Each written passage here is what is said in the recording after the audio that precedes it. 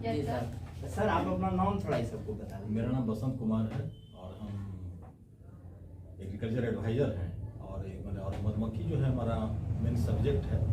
और जो organic farming है, जो कैसे बिना हम जो है कि केमिकल फर्टिलाइज़र का खेती करेंगे, ये मेरा सब्जेक्ट है। मेरा 2 सब्जेक्ट है, मधुमक्खी पालन और बिना केमिकल की खेती, है ना, ऑर्गेनिक फार्मिंग।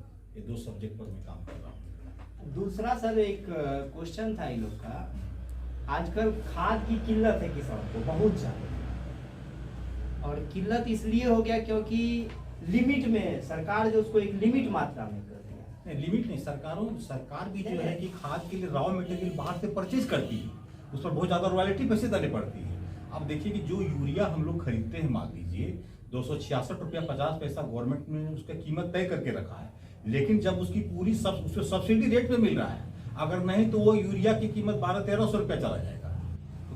जैसे कि आजकल लिमिट एक स्तर जो इसका है, पहले किसान क्या करता था, 1 बोरा की जगह 2 बोरा भी लिया गया, ढाड़ दिया, उसका कोई मात्रा नहीं था, वो अपने मन से उसको देता था। लेकिन आज क्या है, वो लिमिट में खरीदेगा, फिर ब्लैक में तो कुछ उसका प्रोसेस या कुछ ऐसा हो तो इसको देखिए अब है क्या कि किसानों को कितना फर्टिलाइजर डालना है, कितना केमिकल खेतों में डालना है, इसके लिए क्या है कि सरकार ने क्या कर रखा है, भारत सरकार ने जो मिट्टी का जो है, किसानों की खेतों की मिट्टी की जांच होती है, सॉइल टेस्ट जिसको बोलते हैं। वो सॉइल टेस्ट जब लैब में होता है तो पता चल जाता है कि प्रति एकड़ हमें कितना डीएपी डालना है, कितना पोटास डालना है, कितना नाइट्रोजन डालना है। और हमारे यहाँ आज भी किसान क्या कर रहे हैं कि बिना सॉइल टेस्ट के, है ना, बिना सॉइल टेस्ट के वो खाद डाल रहे हैं। और होता क्या है उससे, क्या कि जमीन में जिस मान लीजिए फास्फोरस की कमी नहीं है, हमको फास्फोरस कम चाहिए, लेकिन हम जमीन को ज़्यादा फास्फोरस अवेलेबल करा रहे हैं। पोटास की मान लीजिए मात्रा हमारी जमीन में है, लेकिन जितना काम चल सकता है, लेकिन फिर भी हम ओवर डोज दे रहे हैं। उससे क्या होता है, मिट्टी हमारी खराब होती है। जैसे मान लीजिए हम घर में सब्जी बनाते हैं, मान लीजिए, है ना, सब्जी बना रहे हैं, क्यों मान लीजिए आप सब्जी बना रहे हैं, उसका कॉम्बिनेशन अगर गड़बड़ा जाएगा, मान लीजिए आप जो है कि जहाँ धनिया डालना था जितना 1 चम्मच आप डाल दिए 2 चम्मच, नमक डालना था 1 चम्मच नमक डाल दिए 3 चम्मच, तो क्या होगा, जमीन खाने में, वो सब्जी खाने में अच्छा लगेगा? तो हम तो चख के टेस्ट करके बता देंगे ना कि सब्जी हमको खाने में नमकीन लग रहा है, लेकिन मिट्टी में जब हम ज्यादा खाद डाल देंगे तो मिट्टी तो हमको बताएगा नहीं ना। वो क्या करता है कि लक्षण प्रकट करता है, वो मिट्टी क्या करता है कि पौधों में वो लक्षण प्रकट करता है। इस तरह का पौधा में अगर होने लगा तो हम पूछते हैं कि पौधे में एक चीज एक्सेस हो गया, अगर उसकी कमी है तो पता चल जाता है कि इस चीज की कमी है, मान लीजिए, है ना। तो ये सारा चीज है कि खेत जो हमारा किसानों का जो खेत है ना, आज सरकार ने ये करके रखा है कि उनकी मिट्टी की जांच आज जब जांच करवाए, हम टेस्ट करवाएं, 3 साल के बाद हमको फिर टेस्ट करवाएं, है ना, और तब हमारा उत्पादन सही हो, है ना। और जहाँ तक अब सरकार क्या कर रही है कि खाद की मात्रा डालने के लिए इसलिए कम कर रही है कि जमीनों में जो मेरा खाद है पड़ा हुआ, बहुत सारा चीज़ है कि जो जमीन में मिट्टी, तो हम आपसे बात करेंगे, आप हमसे बात करेंगे, चाहे इशारे में बात करेंगे, यही करेंगे ना, मिट्टी हमसे बात करेगा, लेकिन नहीं, मिट्टी में जो पौधा का जर्मिनेशन होगा, जो पौधा निकलेगा, वो पौधा अपना लक्षण बताने लगेगा, इस पौधा में क्या चीज़ की कमी है ना। तो सरकार की ये प्राथमिकता हो सकती है, मिट्टी को बचाना, फसल कम भी हो तो कोई दिक्कत नहीं। मिट्टी को जब हम सेव करेंगे, जब मिट्टी को हम बचाएंगे, तभी तो हम भी जी पाएंगे ना। ये सारा चीज तो जो हम कपड़ा पहन रहे हैं, जो सारा चीज मटेरियल देख रहे हैं, लकड़ी देख रहे हैं, ईंट देख रहे हैं, सब कहाँ से आ रहा है, मिट्टी से ही आ रहा है ना। अगर मिट्टी नष्ट हो गई तो हमारा जीवन बचेगा और जीवन का अस्तित्व समाप्त हो जाएगा। इसलिए मिट्टी को बचाना है। और मिट्टी ऐसी चीज है कि कोई लेबोरेटरी में तैयार नहीं होता है, कोई चाहेंगे कि हम लेब में तैयार कर ले मिट्टी, वो नहीं होता है। वो नेचर के हिसाब से मिट्टी अपने आप जो है ना, उसका निर्माण होता है। मान लीजिए आप देखिएगा कि पेड़ का पत्ता जो गिरता है, हम लोग क्या करते हैं, पेड़ के पत्ते को जला देते हैं। पर देखिएगा कि पेड़ के पत्ते के बाद जो जमा हुआ उसको जला देते हैं, तो उससे कितनी परेशानी क्या है कि जो पेड़ का पत्ता है वो पेड़ों का भोजन है। कैसे भोजन है, हम लोग पहाड़ पर चले जाएं, हिल एरिया में चले जाएं, वहां देखिएगा कि कोई भी आदमी पेड़ पौधे को डीएपी, पोटास, यूरिया कोई खाद नहीं डालता है। वो क्या होता है कि पेड़ का जो पत्ता गिरा, जड़ के इर्द गिर्द जो गिरा वो क्या हुआ, फिर बारिश हुआ, इस तरह से क्या होता है, वो डिकम्पोज हो जाता है और उस पौधे का भोजन हो जाता है। और हम लोग क्या करते हैं कि पौधे का जो पत्ती गिरता है उसको जहाँ बाहर जमा करके उसमें आग लगा देता है। तो उससे क्या होता है कि पर्यावरण भी हमारा दूषित होता है ना, CO2 गैस वगैरह निकलता है, धुआं निकलता है। बाद में हमारा जिस जहाँ पर मिट्टी में हम आग लगाते हैं, वहाँ की मिट्टी जो है गर्म हो जाती है, मिट्टी में भी सूक्ष्म पोषक तत्व वगैरह है ना, जो सूक्ष्म पोषक तत्व वगैरह है, जो जीवाणु है मिट्टी में, वो हीट होने के बाद क्या हो, वो नष्ट हो जाएगा। इसलिए हम लोग किसानों को बताते हैं, और भी पर्यावरण के संबंधी में जो पेड़ पौधे का जो पत्ती गिरता है उनको क्या कीजिए, आप एक जगह जमा कर दीजिए। उनमें क्या करेंगे, आप देखेंगे कि गाँव वगैरह में तो लोग अभी जो जागरूक किसान है करते हैं, तो जैसे जमा कर दिए वेस्टेज को, और वहाँ क्या करते हैं, गौमूत्र वगैरह छिड़क दिए उस पर। गाय का जो पेशाब होता है ना, वो बहुत पावरफुल चीज़ है। अब लोगों, अब वैज्ञानिक भी इस बात को मान रहे हैं कि गौमूत्र कितना बड़ा चीज़ है। अभी बाबा रामदेव का नाम सुने होंगे, है ना। बाबा रामदेव जो गाँव का गाँव का गाय का पेशाब का डिस्टिलेशन करवा के उनको वो बेचते हैं। तो हम लोग क्या करेंगे, एग्रीकल्चर को, चाहे हम मिट्टी को नहीं बचाएंगे तो क्या होगा, आने वाले समय में हम देखिएगा डॉक्टर के यहाँ कितनी लंबी लाइन लगेगी। मिट्टी जब जहरीली हो जाएगी, ज़्यादा कीटनाशक डालेंगे, ज़्यादा डीएपी पोटाश यूरिया डालेंगे तो मिट्टी हमारा जहर हो जाएगा। जब मिट्टी में जहर बन जाएगा तो जो पौधा से जो चीज़ लेंगे, जैसे टमाटर लेंगे, बैगन लेंगे, सब्जी फूल गोभी लेंगे, तो सब चीज़ में जहर चला जाएगा। वो खाएंगे तो हम बीमार पड़ेंगे कि स्वस्थ रहेंगे कि बीमार पड़ जाएंगे, बीमार पड़ेंगे। तो ये सारा चीज़ है, पर्यावरण को बचाना है। अभी देखते हैं ग्लोबल वार्मिंग हो रही है। ग्लोबल वार्मिंग का मतलब है कि अभी जो इतना लोग एसी लगाए हैं, फ्रीज है, ये सारे के द्वारा जो निकलता है गैसेज जो निकल रहा है, वो क्या कर रहा है पर्यावरण में, ओजोन लेयर वगैरह में छेद कर रहा है। सुने होंगे, पढ़े होंगे लोग, है ना। इससे क्या हो रहा है कि हम लोगों को, इससे क्या है कि अधिक से अधिक पेड़ पौधे को लगाना है ना। अब क्या कर रहे हैं लोग, जब घर में एक बच्चे का जन्म होता है, एक एक आदमी क्या करते हैं कि 5-5 पेड़ लगा देते हैं उसके नाम से। 25 साल के बाद क्या होगा, उसका एक एक पेड़ बिकेगा, मान लीजिए 3 लाख 4 लाख में मान लीजिए बिकेगा, मान लीजिए। तो अब है क्या कि हरियाली लाना है, पेड़ पौधा को जितना ज़्यादा बढ़ाएंगे क्या होगा, तो हरियाली बढ़ेगा, उससे हमारा क्या होगा, वातावरण हमारा शुद्ध रहेगा, पर्यावरण हमारा सुरक्षित रहेगा। अच्छा, एक बात और बता रहे हैं, होता क्या है कि नेचर में बहुत सारा चीज़ है, हमको नेचर को समझना पड़ेगा, नेचर को समझाना पड़ेगा। और पेड़ पौधे हमारे मित्र है कि शत्रु है, मित्र है ना। पेड़ पौधा नहीं लगा तो हम लोग बच पाएंगे। तो इसीलिए, और अभी है क्या कि सरकार ये भी चाह रही है कि हम पूरा, जैसे अभी पता, सिक्किम एक स्टेट है, नाम सुने हैं, अपने इंडिया का एक स्टेट है सिक्किम। सिक्किम में क्या है कि अगर कोई किसान अगर ये पूरा यूरिया ले जाते हुए चला जाएगा तो अरेस्ट हो जाएगा। जैसे हम बिहार में अभी वाइन में शराब पर बैंड है ना, तो वैसे वहाँ केमिकल पर बैंड है। अगर वहाँ कोई केमिकल के साथ कोई पकड़ा जाता है, कोई फार्मर, तो उनको सजा हो जाएगी, जेल हो जाएगी। इंडिया का पहला स्टेट है सिक्किम, जहाँ पर कि वो पूरा केमिकल फार्मिंग जो है कि बंद हो गया है। वहाँ सारा जो भी चीज़ हो रहा है वो ऑर्गेनिक फार्मिंग हो रहा है। जैसे पहले हम लोग के प्राचीन में किसान क्या करते थे, गोबर, जैसे आपने आप चर्चा की, गोबर हो गया या सड़ा गला चीज का जो होता था, कंपोस्ट के रूप में उसको खेतों में डाल देता था। डालने के बाद भी फसल उपजता था, लेकिन वो ज्यादा मात्रा में नहीं उपजता। तो सरकार, कंपनियां सभी और साइंटिस्ट जो है हमारे ज्यादा विकसित कर चुके हैं, तो वो नए नए प्रकार के जैसे यूरिया, पोटाश, ये सब लाए। तो ये कहाँ तक सही और कहाँ तक गलत है? देखिए, हमारे यहाँ एक समय हमारे यहाँ देश में अकाल भी पड़ा था। उस समय हमारे यहाँ खाद्यान्न की कमी हो गई थी, है ना। तो बाहर के दूसरे कंट्रीज से क्या होता था कि अन्न को मंगाना पड़ता था। तो यहाँ के सामने हरित क्रांति जब आई हमारे यहाँ, हरित क्रांति का जो ग्रीन रेवोल्यूशन का ये मतलब था कि अन्न का उत्पादन बढ़ाया गया। अन्न का उत्पादन जो बढ़ाया गया तो उस समय क्या हुआ कि जो केमिकल फर्टिलाइजर का उसी समय से ज़्यादा इस्तेमाल होने लगा। तो देखा गया कि केमिकल फर्टिलाइजर के द्वारा उत्पादन तो बड़ा बढ़ गया, लेकिन बाद में जो रिसर्च उसका आया, देखा गया है क्या कि उसके साथ बहुत सारी बीमारियों को भी लाया, है ना। अभी देखिएगा कि कैंसर का पेशेंट जो है सबसे ज़्यादा कहाँ है, पंजाब में बठिंडा एक डिस्ट्रिक्ट है, वहाँ का बठिंडा डिस्ट्रिक्ट है। वहाँ पर देखा गया है कि सर्वे का रिपोर्ट आया है कि प्रायः घर में एक दो आदमी के कैंसर का पेशेंट। वहाँ की मिट्टी इतनी पॉइजन हो गई कि वहाँ जो भी अन्न फल जो पैदा होने लगा वो सारे जो है कि उससे कैंसर का रूप बनने लगा। कैंसर का हिंदी क्या होता है पता है? कैंसर का हिंदी होता है करकट। हम लोग पूरा करकट बोलते हैं ना, तो कैंसर की हिंदी करकट होती है। और कैंसर एक दिन में नहीं बनता है। हमारे बॉडी में क्या होता है कि कोई भी हम जैसे फल खाते हैं, है ना, चाहे अन्न खाते हैं, दाल खाते हैं, उनमें जो केमिकल से पैदा हुआ है वो धीरे धीरे हमारे बॉडी में टॉक्सिन जमा होता चला जाता है। वो क्या होगा 5 साल 7 साल 10 साल के बाद क्या होता है, जब अधिक मात्रा में जब टॉक्सिन जमा होने लगेगा वो क्या होगा कि हमारा कहीं तो रूप दिखाने लगेगा, है ना। तो अभी हमारे इंडिया में कैंसर तेजी से फैला है। अब कैंसर का इतना खतरनाक बीमारी है कि वो कम पैसे में उसका इलाज संभव नहीं है। अगर जिस घर में कैंसर का पेशेंट हो गया तो मुझे वो परिवार पूरी तरीके से तबाह हो जाता है ना। अब मान लीजिए किसानों ने 5 लाख रुपया हमने केमिकल खेती करके कमाया है, अगर हम 5 लाख रुपया डॉक्टर को ही दे के आ जाए तो हमारी कौन सी बुद्धि मानी। एक तो हमारा जमीन भी खराब हो गया, मेरा स्वास्थ्य खराब हो गया, मेरा परिवार बिगड़ गया, मेरा सब चीज है ना। परिवार का कोई कमाने वाला आदमी अगर चला गया मान लीजिए तो पूरा परिवार में खत्म हो जाता है ना।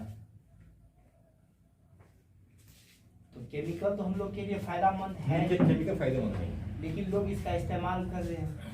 पहले हमारे प्राचीन युग में भी फसल उगते थे, जैसे कि अभी आप एक देखिए, पहले देसी गाय 4-5 लीटर दूध देती थी, अभी भी है, अभी भी देती है। लेकिन हम लोग का उससे तो बिजनेस तो नहीं हो पाएगा, एक धंधा तो नहीं कर पाएंगे। आप बता रहे हैं हमारे इंडिया में जो है कुछ देसी गाय हैं, जैसे साहिवाल का नाम सुने होंगे, है ना, गिर गाय का नाम सुने होंगे, ऑकरेज का नाम सुने होंगे। ये सारी जो गाय हैं 10 लीटर 12-15 लीटर तक दूध देती, 20-20 लीटर दूध देती। गिर गाय जो है ना, गिर गाय का दूध अगर हम पटना से एक आदमी आए थे मेरे पास, वो 100 रुपये लीटर खरीदते थे देसी गिर गाय की गाय, गिर गाय का दूध जो।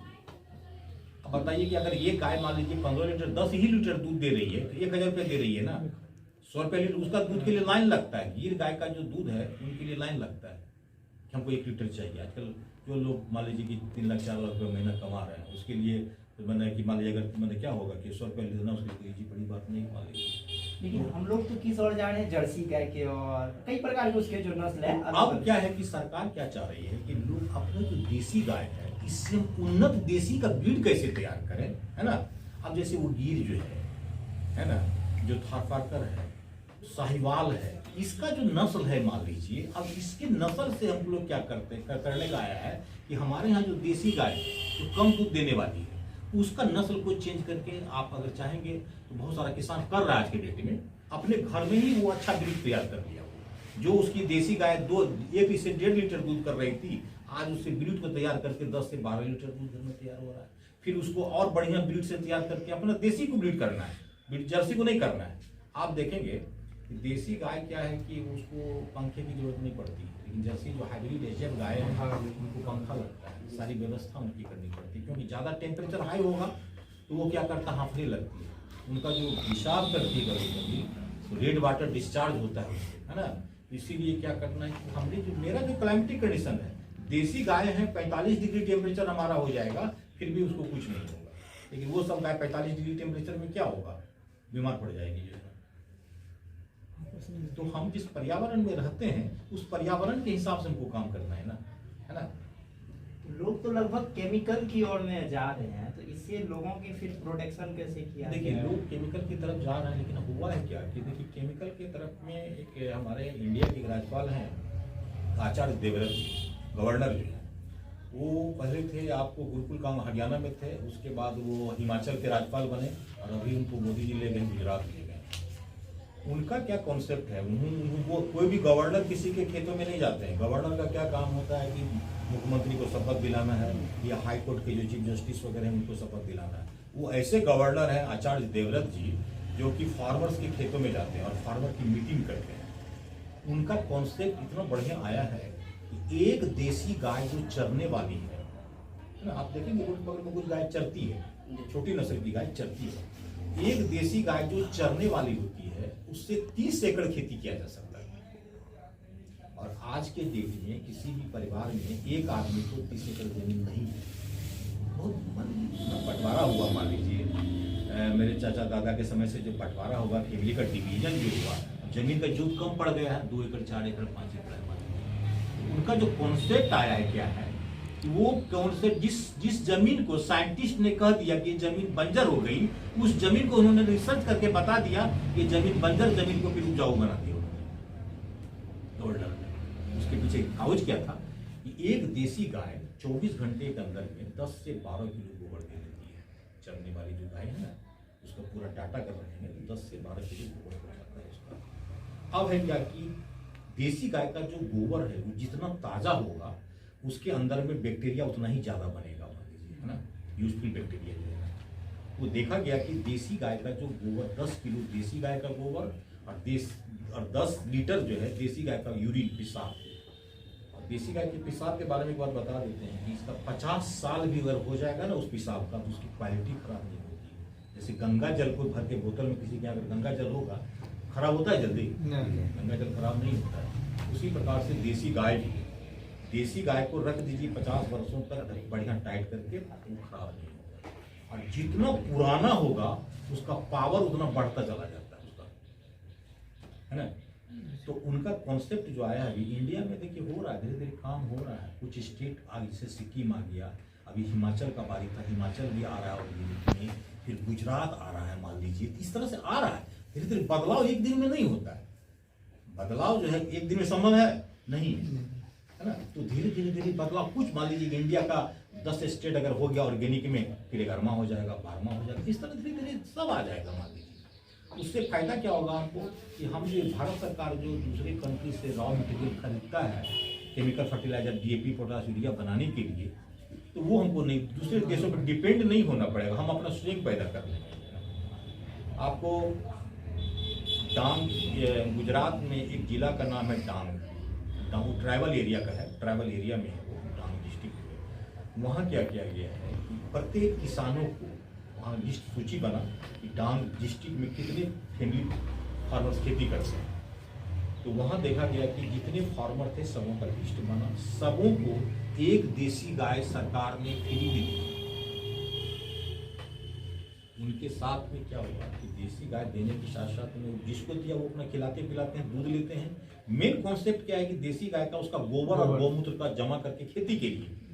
देखिए जो गाय नहीं भी दूध दे रही है ना, का दूध से ज्यादा बेनिफिट उसके गोबर और गौमूत्र में है।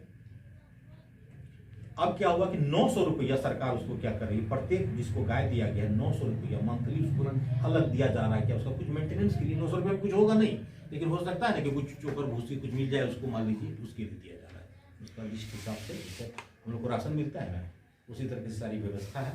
तो जाएंगे अपना, उनको सारा सामान वो भी मिलेगा।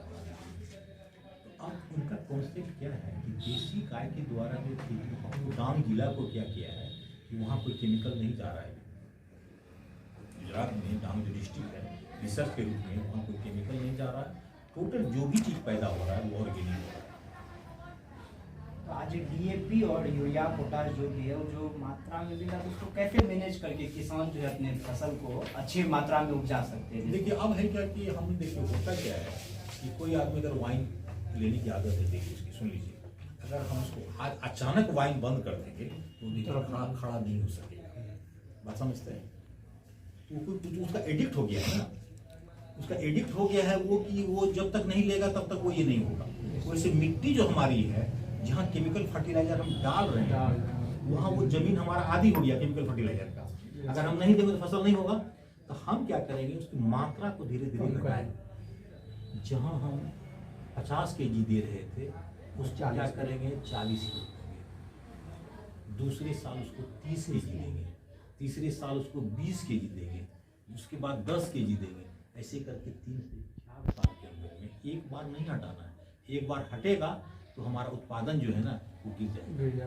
हमको क्या करना है, उसको आदत लगाना है धीरे धीरे, है ना।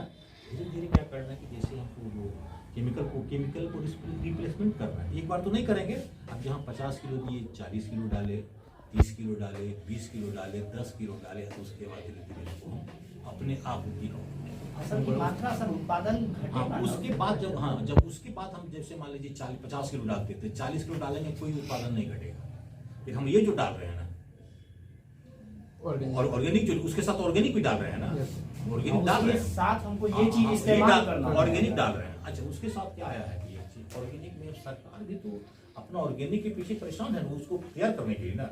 अब जैसे कि मान लीजिए कि हमारा खेत है, हम इसमें 20 सालों से मक्का की खेती कर रहे हैं, 20 सालों से मक्का की खेती कर रहे हैं। और इसमें हमने जब भी मक्का लगाया है 20 साल में, हर एक बार हमने इसमें 2 बोरा यूरिया डाला, मान लीजिए केमिकल डाला है। तो मेरा खेतों में लगभग नहीं कुछ तो 20 साल के अंदर में मेरा 5 बोरा यूरिया मेरा डीएपी मेरा जमा है। अब सरकार ने दिमाग लगाया कि ये जो जमीनों में जो केमिकल पड़ा हुआ है, वह केमिकल अगर पड़ा रहेगा तो मिट्टी खराब हो जाएगी। अब कैसे वो मिट्टी को ठीक किया जाए, तो उस मिट्टी के लिए बैक्टीरिया तैयार किया कि वो जो रेस्ट पड़ा हुआ है वो कौन सा बैक्टीरिया डाला जाएगा तो मिट्टी को खराब नहीं करे, वो मिट्टी भी हमारा सही हो जाए। तो पीएसबी जो फास्फेट सोलुबलाइजिंग बैक्टीरिया तैयार किया, डीएपी के लिए तैयार किया, है ना। तो डीएपी के लिए तैयार किया, क्या सब चीज के लिए अलग अलग बैक्टीरिया होता है। ये पोटास के लिए अलग बैक्टीरिया है, फिर डीएपी के लिए अलग बैक्टीरिया तैयार किया। वो क्या किया कि जब पीएसबी को फॉस्फेट सोलुबलाइजिंग बैक्टीरिया को क्या किया, वर्मी कंपोस्ट में ये सब मिला के जब उसको छिड़क दिया गया खेत में, तो 15-20 साल का जो डीएपी जमा था मेरे खेत में सब पौधा अवेलेबल हो गया। और धीरे धीरे खेत हमारा जो है ना, अब बहुत गंदा कपड़ा है, सुन लीजिए, उसको एक बार साबुन दीजिएगा तो साफ नहीं होता है, कई बार देना पड़ता है, 2-3 बार देना पड़ता है ना। उसी तरीके से धीरे धीरे करते करते होगा। आ रहा है, क्रांति आ रहा है। अगर नहीं हुआ तो सिक्किम कैसे हो गया सर, फिर हम लोग हिमाचल कैसे हो गया, हम लोग फिर तो प्राचीन युग में जाएंगे, फिर तो जाएंगे उसमें, फिर तो रिटर्न जा रहे हैं, फिर रिटर्न जाएंगे जी ना। अभी जो फुल पैंट हम लोग पहनते हैं, पहले देखेंगे आज से 20 साल पहले की बात करते हैं, इतना बड़ा घेरा होता था इसका, जूता से ढका रहता था पूरा, है ना। आज फिर कहाँ आ गए हम लोग, है ना। तो धीरे धीरे हमारी जो सभ्यता है ना, हम बढ़े थे, हम गए थे, हम पश्चिमी सभ्यता को अपनाए थे, लेकिन क्या हुआ कि धीरे धीरे हम अपनी सभ्यता की तरफ हम आ रहे हैं हमारे। तो देखिएगा कि यहाँ से जो भी अभी केमिकल हमारा जो भी चीज पैदा होता है, आम है, सब्जी है, जो विदेश जाता है उसकी जांच होती है, लैब में टेस्ट होती है। अगर केमिकल पकड़ा जाएगा तो रिजेक्ट हो जाएगा, वापस नहीं जाएगा, है ना। एक्सपोर्ट करने वाला जो पीड़ा वगैरह है, बड़ी बड़ी कंपनी सब है, वो सब विदेशों में एक्सपोर्ट करती है। जैसे हमारा जो सब्जी है, टमाटर है, बैगन है, ये सब दूसरे कंट्री को जाता है ना, बिना केमिकल का जाता है। अगर केमिकल पकड़ा गया उसमें कुछ भी 1 ग्राम भी, तो वो रिजेक्ट हो जाएगा, वो नहीं जाएगा। इसलिए प्रधानमंत्री का अभी पूरा जोर है एग्रीकल्चर में कि एकदम नेचुरल फार्मिंग, प्राकृतिक खेती, सुने होंगे, organic farming, natural farming, organic farming, सब चीज एक ही है ना। अब उसको मिट्टी को बचाना है, मिट्टी को बचाना है, इसीलिए सरकार उस पर बोले नहीं। अब देखिए कि डांग जिला में, गुजरात में 1-1 गाय किसानों को फ्री में दे दिया गया। इससे बढ़िया कुछ हो सकता है क्या? 2-3 लीटर दूध मिल जाएगा, दूध मिल जाएगा, 900 रुपया महीना में दिया जा रहा है मान लीजिए। तो फिर तो हम लोग उसी में फिर हम लोग जो साइकिल है ना, उस साइकिल के चक्र के हिसाब से फिर हम लोग आएंगे, और जब आएंगे तो मिट्टी भी हमारी सुधर जाएगी हमारा। और देखिए अभी आप देखिएगा हमारे यहाँ जो बासमती हो गया पहले होता था, चावल बन रहा है बगल का पड़ोसी के यहाँ, उसका जो खुशबू मेरे घर में आता है, लेकिन अब वो खत्म हो गया। क्यों खत्म हो गया? जो केमिकल फर्टिलाइजर के खेतों में डाले ना, डीएपी, पोटाश, यूरिया जो डाले ना, उसकी सुगंध को, टेस्ट को खत्म कर दिया। आप खाएंगे तो पता लगेगा बासमती खा रहे हैं, लेकिन उसकी कोई टेस्ट ही नहीं। इतना फीलिंग होता है, तब बता रहे हैं आपको कि बासमती धान की जो खेत है उसके बगल होके चले जाते हैं, रोड के बगल होके ना, आपको वहां से खुशबू आती है, उस पौधों से खुशबू आती है। लेकिन आज वो खत्म इसलिए हो गया कि केमिकल ने क्या किया कि हमारी सारी खुशबू, टेस्ट को सारा बर्बाद कर दिया। आज गोभी भी खाते हैं, सब्जी को टेस्ट लगता है क्या? हम लोग खाना खा रहे हैं, पेट को भर रहे हैं, तो उसका टेस्ट नहीं है। टेस्ट कब आएगा? जब हम घरों में लगाएंगे, ऑर्गेनिक तरीके से लगाएंगे, केमिकल नहीं डालेंगे, तो फिर टेस्ट वापस आने लगेगा। एक चीज और बता दूँ, जहाँ ऑर्गेनिक खेती होती है वहाँ देखिएगा कि पक्षी वगैरह जाता है उस खेत में, पक्षी आएगा, तितली जो देखते हैं बटरफ्लाई पहुँचना चालू कर देता है। इसका मतलब है कि इसका मतलब है कि पक्षी, तितली सबको जो है कि नेचर पसंद है, केमिकल पसंद नहीं है। इसका मतलब यही हुआ ना, तो बगल वाले में जहाँ केमिकल डाला जा रहा है वहाँ वो नहीं पहुँच रहा है, जहाँ नेचुरल फार्मिंग हो रहा है वहाँ वो पहुँच रहा है। इसका मतलब है कि पक्षी को भी जो है ना, उसको भी नेचर पसंद है, नेचर के हिसाब से जहाँ अच्छा मिलेगा वहाँ पहुँचेगा। किसान जो है आजकल फिर उसको मुख्य रूप से जिस तरह से पहले खेती उसको वही रूप अपनाने में ज्यादा फायदा है, वही रूप में। अब उसमें करना क्या है, उसमें थोड़ा सा मॉडिफिकेशन क्या हुआ है, रूपांतर क्या हुआ है। अब जैसे गोबर को हम लोग क्या करते थे कि खेतों में कच्चा डाल रहे, लेकिन अभी गोबर को हमको खेतों में कच्चा नहीं डालना है। कच्चा इसलिए नहीं डालना है, गोबर को खेतों में कच्चा डाल देंगे तो दीमक लग जाएगा या बहुत सारी बीमारियां आ जाएगी। तो गोबर को डिकम्पोज करने के लिए ऑर्गेनिक तरीके से आ गया हमारे पास, OWDC आ गया है, जैसे ओरिजिनल वेस्ट डिकम्पोजर आ गया है। उसका घोल बना के अगर हम छिड़क देंगे गोबर में, वो ऑर्गेनिक है। OWDC जो है वो देसी गाय के से 3 प्रकार का बैक्टीरिया निकाला गया है। उसका लिक्विड जो है उसको अगर गोबर के ऊपर में हम छिड़क देंगे तो जो गोबर 6 महीना में सड़ेगा वो गोबर हमारा 2 महीना में ही सड़ जाएगा, है ना। हम जीवामृत बना के काम करेंगे। जीवामृत जीवामृत क्या होता है कि उसमें बातचीत चल रही थी, जैसे कि 10 लीटर 10 केजी देसी गाय का गोबर है ना, हम बता रहे थे, थोड़ा सा बता दे बढ़िया से। ये बहुत अच्छी चीज़ है। अभी आज जो है कि प्रधानमंत्री का ये कॉन्सेप्ट आया है।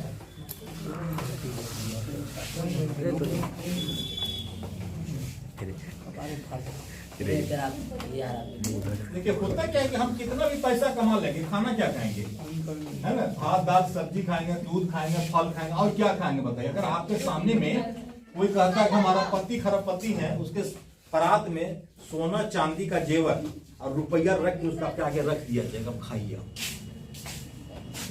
देख के तो आपका मन लगेगा। सुनिए, आपके बड़ा सा परात में आपका जो सोना चांदी हीरा जवाहरात और रुपया नोट का बंडल सारा रख दिया जाए, देख के तो 2-3 घंटा के लिए मन आपका पूरा खुश रहेगा। जैसे जैसे टाइम बीतेगा आपको क्या लगेगा, भूख लगेगी तो हम खाएंगे क्या? खाएंगे ना। अब देखिए होता क्या है कि अब साइंस इतना डेवलप कर गया कि हमारी पहली की जो सभ्यता थी हम वहीं आ रहे हैं, फिर लौट के आएंगे वहीं आ रहे हैं धीरे धीरे। अब देखिए होता क्या है कि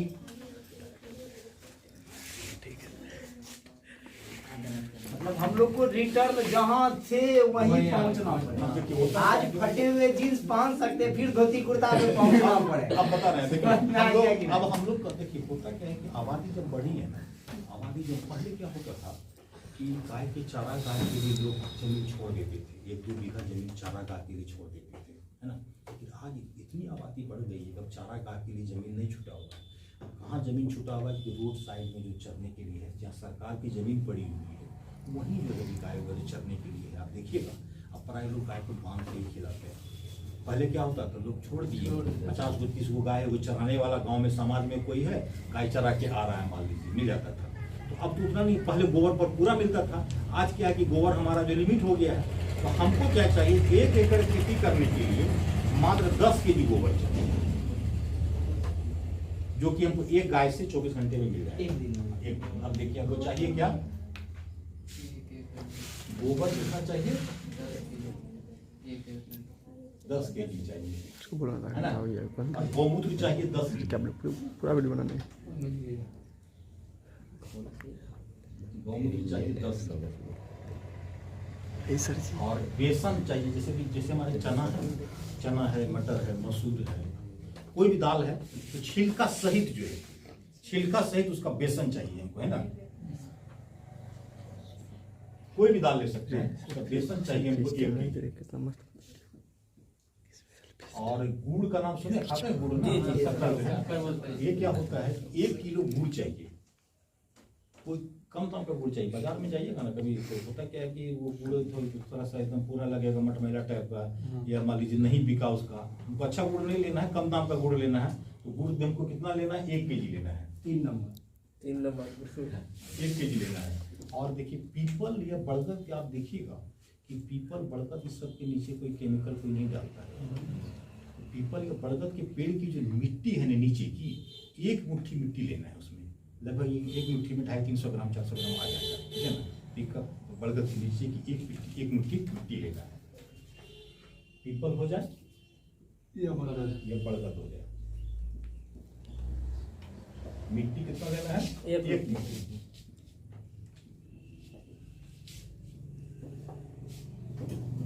इतना हमारा चीज है। हमको अगर हम किसान हैं तो गोबर हमको मिल गया, गौमूत्र मिल गया, बेसन भी मेरे दाल पैदा करते वो मिल गया, और जो है गुड़ खाली हमको खरीदना पड़ेगा, है ना। गांव में बहुत सारे लोग गुड़ भी बनाते हैं, है ना। अब जहाँ गन्ना खेती होगी वहाँ गुड़ बनेगा, कहीं मिल जाएगा, ले लीजिए मिट्टी ले लीजिए। अब क्या करना है, इसमें 200 लीटर पानी लेना है। कितना लेना है, 200 लीटर। लेकिन 200 लीटर का ड्राम अगर है तो आपको 180 लीटर ही पानी लेना होगा। 180 लीटर कितना लेना होगा, पानी लेना होगा। गोबर कच्चा ही रहेगा, हाँ गोबर कच्चा रहेगा। जैसे कि रात में और सुबह में जो गोबर हुआ ना, उसी गोबर को डालेंगे हम, 24 घंटा का गोबर, जितना ताजा गोबर रहेगा और जाके तो उतना अच्छा काम करेगा वो। तो ऐसे देखा गया रिसर्च में कि 7 दिन तक गोबर ताजा रहता है। हम 7 दिन क्यों नहीं जाते, हम पहले ले लें और ज्यादा बढ़िया मान लीजिए 180 लीटर पानी ले लीजिए, है ना। ये 10 केजी गोबर डाल दीजिए, गोबर डाले इसमें 10 केजी जो है, 10 लीटर जो है साफ डाले, 10 लीटर गौमूत्र डालें। अब गुड़ कितना डालें? 1 केजी गुड़ डाल दिए, बेसन डाल दिए 1 केजी जी और मिट्टी डाले कितना? पीपल बड़ा का 1 मुट्ठी जो है लगभग कितना 250 ग्राम जो है ना मिट्टी कितना हो जाएगा 250 ग्राम। अब क्या करना है कि इसमें सब कुछ को घोल देना है। क्या करना है इसको? इस 180 लीटर पानी है और 10 लीटर ये दिए तो पूरा हमारा 200 लीटर हो गया ना। अगर हम 200 लीटर इसमें भरेंगे तो क्या होगा, ये हमारा बाहर आ जाएगा। इसीलिए हम पानी 180 लीटर ही लिए। बात समझ गए? भरने का भाई इससे कहता है 200 लीटर 200 लीटर हम लेंगे तो हमारे ड्रम से गिरने लगे बाहर आ जाएगा। हम 180 लीटर पानी लेके इसको सबको मिला दिए, इसको मिला दिए सबको बढ़िया से। उसमें एक डंटा डाल दिए, डंटा पड़ा हुआ। उसको क्या करेंगे, सुबह शाम क्लॉकवाइज, घड़ी की दिशा जो चलती है वो क्लॉकवाइज चलती है ना। सुबह शाम क्या करेंगे, 5 मिनट सुबह में चला दिए, 5 मिनट शाम में चला दिए, 2 बार, ज्यादा नहीं, छोड़ दिए। 7 दिन में ये तैयार हो जाएगा, मात्र 7 डेज में 1 सप्ताह तैयार हो जाएगा। कोई खाद है जो 7 दिन में तैयार हो जाएगा? नहीं हो जाएगा, है ना। और हमको ये जो तकनीक आया है, इस तकनीक को डेवलप किया है महाराष्ट्र के एक साइंटिस्ट है सुभाष पालेकर। वो क्यों तैयार किया? वो पहले केमिकल के साइंटिस्ट थे, केमिकल के साइंटिस्ट से पद्मश्री से सम्मानित हैं और प्रधानमंत्री भी उसकी बात को मानते हैं। वो पहले के यूरिया डीएपी पोटास के साइंटिस्ट थे। हुआ क्या कि उनकी वाइफ कैंसर से मर गई।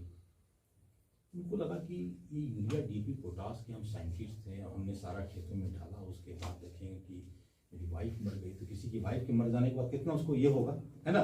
तो वो क्या करने लगे कि उस पद्धति को, उस साइंटिस्ट को, केमिकल का साइंटिस्ट से वो हट गए और खोज करने लगे कि देसी गाय के ऊपर में खोज करने लगे। और देसी गाय की खोज करते करते उन्होंने यहाँ तक खोज किया कि पूर्णिया की भी एक वेरायटी है गाय की, ऊपर भी खोज किया उन्होंने।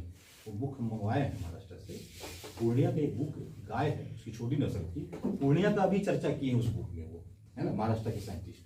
अब हुआ क्या कि ये सारा जो है कि मान लीजिए कि वो कैंसर के वाइफ मर गई तो फिर तो उन्होंने क्या ये सब में, उसके बाद उन्होंने इस नेचर में आया, ऑर्गेनिक फार्मिंग में जो आया। अब बता दीजिए कितना आसान है।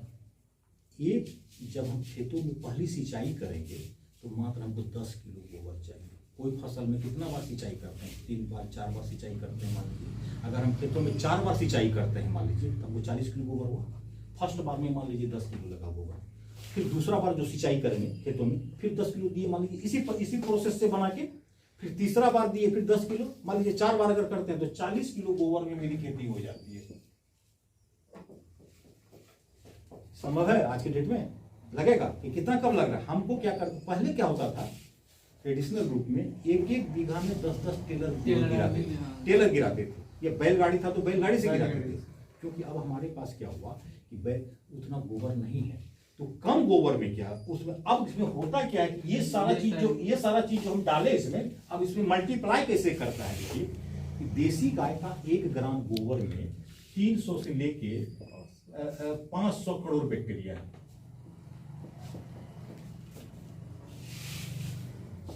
अब देखिए 20-20 मिनट के बाद ये बैक्टीरिया मल्टीप्लाई करता है। अगर हम 10 किलो गोबर दिए हैं तो कितना हो गया बैक्टीरिया उसमें?